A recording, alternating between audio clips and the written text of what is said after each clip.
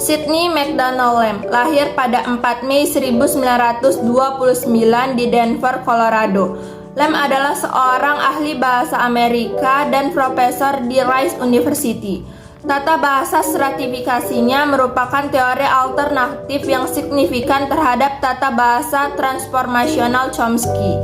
Dia memiliki spesialisasi dalam linguistik neurokognitif dan pendekatan stratifikasi untuk pemahaman bahasa.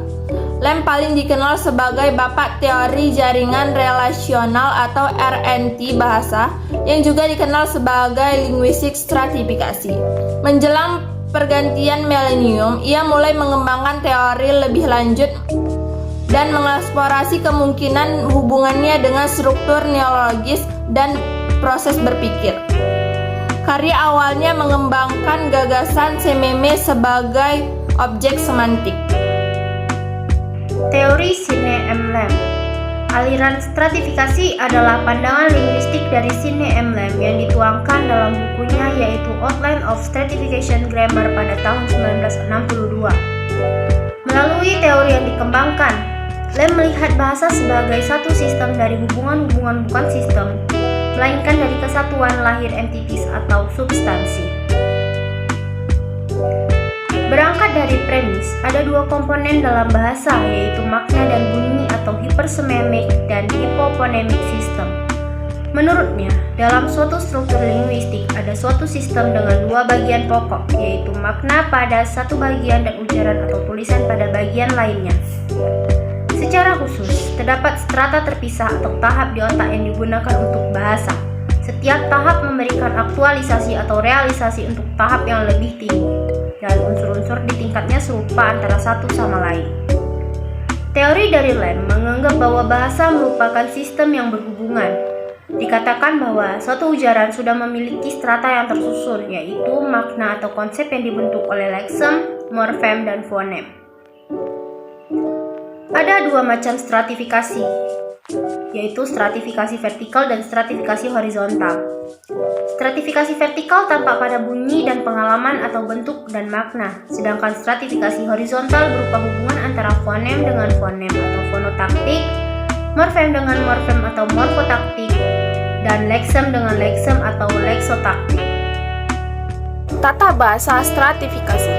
Sistem analisis ini disebut stratifikasi karena didasarkan pada gagasan bahwa setiap bahasa terdiri dari jumlah lapisan atau strata struktural yang dibatasi, terkait secara hierarkis sedemikian rupa sehingga unit atau kombinasi unit pada satu strata mewujudkan unit atau kombinasi dari strata yang lebih tinggi berikutnya. 4 strata telah dikenal untuk bahasa Inggris dan kemungkinan besar semua bahasa memiliki setidaknya 4 strata ini. Yang pertama strata sememik, leksim, morfemik, dan fonemik. Orisinalitas tata bahasa stratifikasi tidak terletak pada pengenalan ketiga komponen utama deskripsi linguistik. Pendekatan stratifikasi untuk deskripsi linguistik dibedakan dari yang lain dalam hal menghubungkan tata bahasa dengan semologi dan fonologi melalui gagasan realisasi yang sama yang digunakan untuk menghubungkan sistem strata leksemik dan morfemik dalam komponen gramatikal. Ciri pembeda dari tata bahasa stratifikasi dalam perkembangan adalah deskripsi struktural linguistik dalam kerangka jaringan hubungan, bukan melalui sistem aturan. Unit linguistik dikatakan tidak lebih dari titik atau posisi dalam jaringan relasional. Materi selanjutnya yaitu strata linguistik. Stratifikasi linguistik menyarankan bahwa sistem linguistik dapat dianalisis menurut strata atau tingkatan yang terpisah. Strata diurutkan secara hierarkis dan tidak ada batasan antara strata. Elemen-elemen dari strata memiliki karakter yang sama. Misalnya, item leksikal Dalam leksikogramatika, strata biasanya merupakan urutan fonem tertentu yang menghubungkan satu atau lebih makna leksikal dalam strata semantik. Dalam produksi linguistik, setiap strata memberikan aktualisasi atau realisasi untuk strata yang lebih rendah.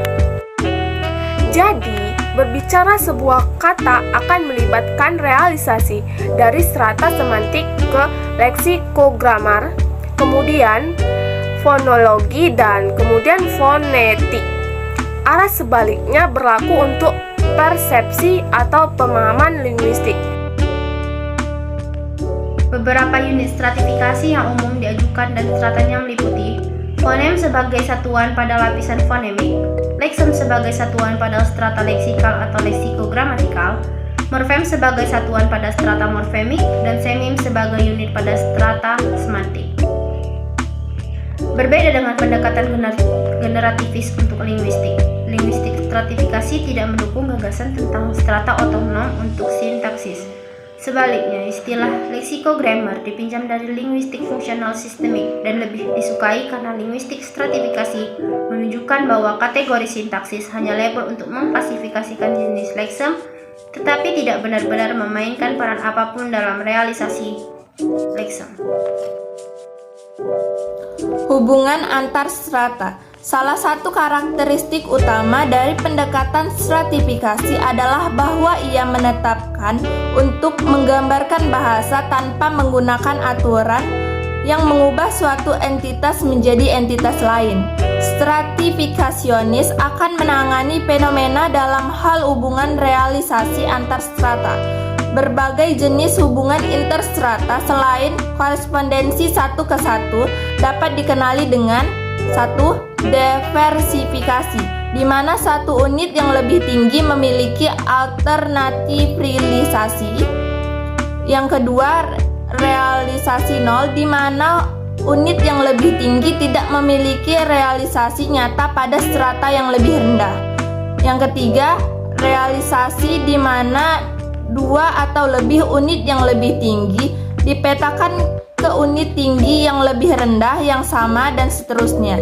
Semua hubungan satu banyak atau banyak satu interstrata ini kemudian dianalisis dalam kaitannya dengan gagasan logis dari konjungsi, disjungsi, pengurutan, dan direksionality.